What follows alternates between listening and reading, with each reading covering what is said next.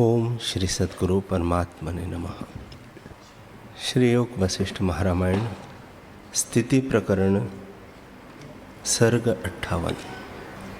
श्री वशिष्ठ जी बोले, हे रामचंद्र जी, एक समय ब्रह्मा जी पद्मासन धरकर बैठे थे और विचारने लगे कि यह जगत जाल मन के संकल्प का फुरना मात्र है। मन के फुरने से उपज आता है और नाना प्रकार के विचार संयुक्त व्यवहार इंद्र, उपेंद्र, मनुष्य, दैत्य, समुद्र, पर्वत, पाताल, पृथ्वी से लेकर सर्व जगत जाल माया मात्र और बड़ा फैल रहा है। इसलिए अब मैं इससे निवृत्त हो जाऊं। ऐसे विचार कर उन्होंने अनर्थरूप संकल्प को दूर करके आदि अंतर रहित अनादिमत परम ब्रह्माकार आत्मरूप आत्म तत्व में मन लय किया और आनंद रूप आत्मा होकर अपने आप में स्थित होकर निर्मल निरअहंकार परम तत्व को प्राप्त हुए। जैसे कोई व्यवहार में थका हुआ विश्राम करता है, तैसे ही वह अपने आप में आत्म तत्व में स्थित हुए। जैसे समुद्र अक्षोभ होता है, तैसे वह अक्षोभ हुए और ध्यान में लगे, और फिर जब ध्यान से जगे तो जैसे द्रवता से समुद्र से तरंग फुरावे, तैसे ही चित्त के वश से ब्रह्मा जी फूरन रूप हो गए। तब जगत को देख के फिर चिंतन करने लगे कि संसार दुख सुख से संयुक्त अनंत फांसे से बंधयमान है और राग, द्वेष, भय, मोह से दूषित है। हे रामचंद्र जी, इस प्रकार जीवों को देख के ब्रह्मा जी को दया उपजी, तो आध्यात्म ज्ञान से संपन्न वे उपनिषद और वेदांत प्रकट किए और बड़े अर्थ संयुक्त नाना प्रकार के शास्त्र रचे। फिर जीवों की मुक्ति के निमित्त पुराण रचे और परम पद जो आपदा से रहित है उसमें स्थित हुआ। जैसे मंदराचल पर्वत के निकले से क्षीर समुद्र शांत होता है, तैसे ही शांत रूप होकर स्थित हुआ और फिर उसी प्रकार जाग के जगत को देखकर मर्यादा में लगाया। फिर कमल पीठ में स्थित होकर आत्म तत्व में ध्यान परायण हुआ। इसी प्रकार जो कुछ अपने शरीर की मर्यादा ब्रह्मा जी ने की है, उसी प्रकार नीति के संस्कार पर्यंत क्रीड़ा करते हैं और कुलाल के चक्रवत नीति के अनुसार विचरते हैं। जैसे ताड़ना और वासना से रहित चक्र फिरता है, तैसे ही वह जन्म मरण से रहित है। उसको शरीर के रखने और त्यागने की कुछ इच्छा नहीं, और न कुछ जगत की स्थिति और न अनस्थिति में इच्छा है। वह किसी पदार्थ के ग्रहण और त्याग की भावना में आसक्त नहीं होता और सब में समबुद्धि परिपूर्ण समुद्रवत स्थित है। कभी सब संकल्प से रहित शांत रूप हो रहते हैं और कभी अपनी इच्छा से जगत रचते हैं, परंतु उनको जगत के रचने में कुछ भेद नहीं। सर्व पदार्थों की अवस्था में तुलना है। हे रामचंद्र जी, यह मैंने तुमसे ब्रह्मा जी की स्थिति कही है।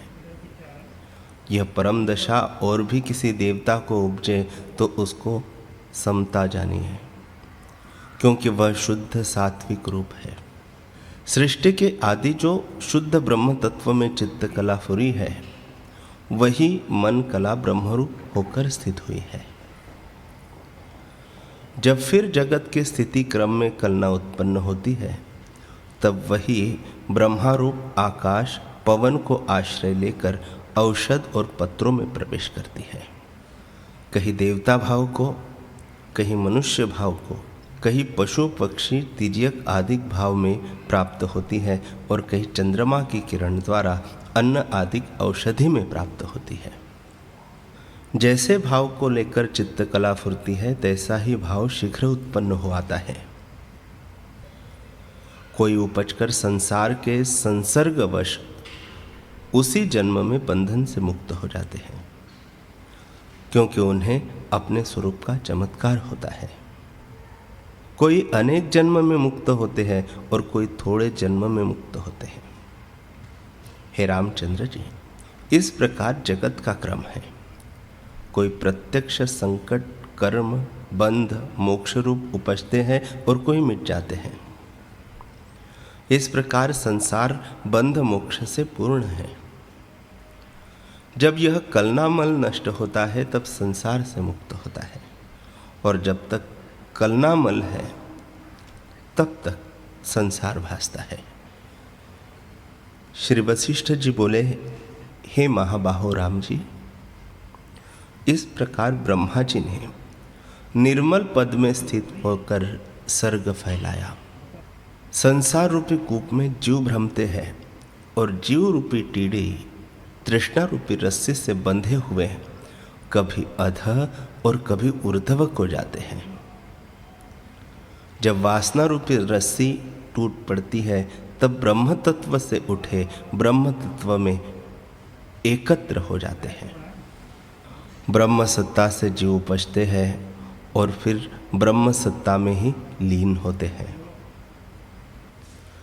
जैसे समुद्र में मेघ जलकण के धूम्र द्वारा उपजते हैं और फिर वर्षा से उसी में प्रवेश करते हैं, तैसे ही जब तन्मात्रा मंडल से चित्तकला निकलती है तब उसी के साथ जीव एक रूप हो जाते हैं।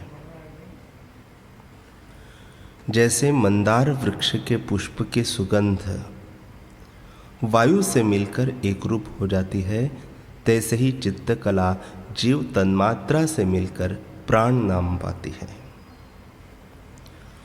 इसी प्रकार प्राण वायु से आदि तन्मात्रा जीव कला को खींचने लगता है। जैसे बड़े प्रचंड दैत्य के समूह देवताओं को खींचे, तैसे ही खींचा हुआ जीव तन्मात्रा के एक रूप हो जाता है।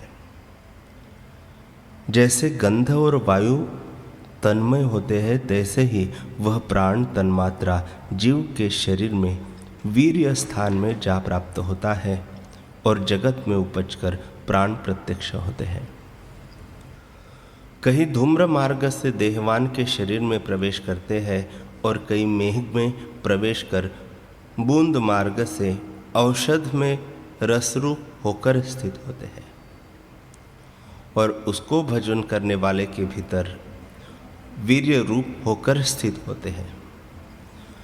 कई और प्राणवायु द्वारा प्रकट होते हैं और चर स्थावर रूप होते हैं। कई पवन मार्ग से धान के खेत में चावल रूप स्थित होते हैं और उनको जीव भोजन करते हैं तो वीर्य में प्राप्त होते हैं। और नाना प्रकार के रंग भेद से प्राण धर्म उपजते हैं और कोई उपजने मात्र से जीव को परंपरा तन्मात्रा से वेष्टित जब तक चंद्रमा उदय नहीं हुआ आकाश में स्थित होते हैं, और जब चंद्रमा उदय होता है तब उसका रस जो शीतल किरणों और श्वेत क्षीर समुद्र है उसमें जा प्राप्त होते हैं और उसके अंतर्गत होकर पात्र औषध में स्थित होते हैं। जैसे कमल पर भंवरे आकर स्थित होते हैं, तैसे ही औषध में जाकर जीव स्थित होते हैं और फल में स्वाद रूप होकर स्थित होते हैं। जैसे गन्ना रस से पूर्ण होता है, तैसे ही जीव से औषध और फल पूर्ण हो जाते हैं। जैसे दूध से स्तन पूर्ण होते हैं, तैसे ही जीव इच्छा रखनी है। जैसे दूध से स्तन पूर्ण होते हैं, तैसे ही जीव से फल पूर्ण होते हैं। जब वे फल परिपक्व होते हैं तो उनको देहधारी भक्षण करते हैं और उसमें जीव वीर्य और जड़ात्मक रूप होकर स्थित होते हैं। वह सुषुप्ति वासना से वेष्टित हुए गर्भ पिंजर में पड़ते हैं। हे रामचंद्र जी, जैसे मृत्तिका में घट आदि, काष्ठ में अग्नि और दूध में घृत सदा रहता है, तैसे ही वीर्य में जीव रहता है। इस प्रकार परमात्मा महेश्वर रूप से जीव की परंपरा उपजती है। वायु, धूम्र, औषध, प्राण, चंद्रमा की किरणें इत्यादि अनेक मार्गों से जीव उपजते हैं। जो उपजने से आत्मसत्ता से अप्रमादी रहते हैं और जिनको अपना स्वरूप विस्मरण नहीं होता, वे शुद्ध सात्विकी है और महाउदार व्यवहारवान होते हैं। और जिनको उपजना विस्मरण हो जाता है और फिर उसी शरीर में आत्मा का साक्षात्कार होता है, वह सात्विकी रूप है। और जो उपज कर नाना प्रकार के व्यवहार करते हैं और जिनको स्वरूप विस्मरण हो जाता है, जन्म की परंपरा पाकर स्वरूप का साक्षात्कार होता है, वे राजस सात्विकी कहते हैं। जिनको अंत का जन्म आ रहा है, उनको जिस प्रकार मोक्ष होता है, वह क्रम अब तुमसे कहता हूँ। हे रामचंद्र जी, उपजने मात्र से जो अप्रमादी हुए हैं, वे शुद्ध सात्विकी है और वे ही ब्रह्मा अधिक है। और जो प्रथम जन्म से बोधवान हुए हैं, वे सात्विकी है। और जो कभी किसी जन्म में मोक्ष हुए हैं, वे राजसी सात्विकी है। इससे भिन्न नाना प्रकार के मूढ़, जड़ और तम संयुक्त स्थावर आदि अनेक हैं। जिनको आत्मपद प्राप्त हुआ है, उनको जो मिलता है, उनका अंत जन्म है। ऐसे पुरुष विचारते हैं कि मैं कौन हूँ, यह जगत क्या है, और इस विचार से क्रम से वे मोक्ष भागी होते हैं, वे राजस से सात्विकी हो जाते हैं। हे रामचंद्र जी, जो राजस से सात्विकी होते हैं, वे पृथ्वी पर महागुणों से शोभायमान होते हैं और सदा उचित रूप रहते हैं। जैसे आकाश में चंद्रमा रहता है, वे पुरुष खेद नहीं पाते। जैसे आकाश में मलिनता नहीं स्पर्श करती, तैसे ही उनको आपदा स्पर्श नहीं करती। जैसे रात्रि के आय से सुवर्ण के कमल नहीं मूंदते, जो कुछ प्रकृति आचार है उसके अनुसार चेष्टा करते हैं। और जैसे सूर्य अपने आचार में विचरता है और आचार नहीं करता, तैसे ही वे सत्य मार्ग में विचरते हैं और हृदय से पूर्ण शांत रूप रहते हैं।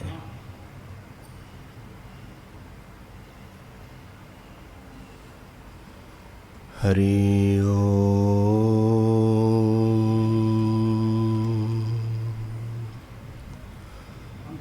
हरि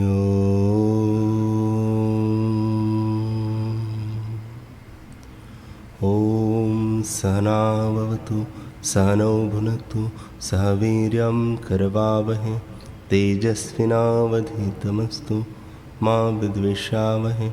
ओम शांति शांति शांति। श्री सद्गुरुदेव भगवान की जय।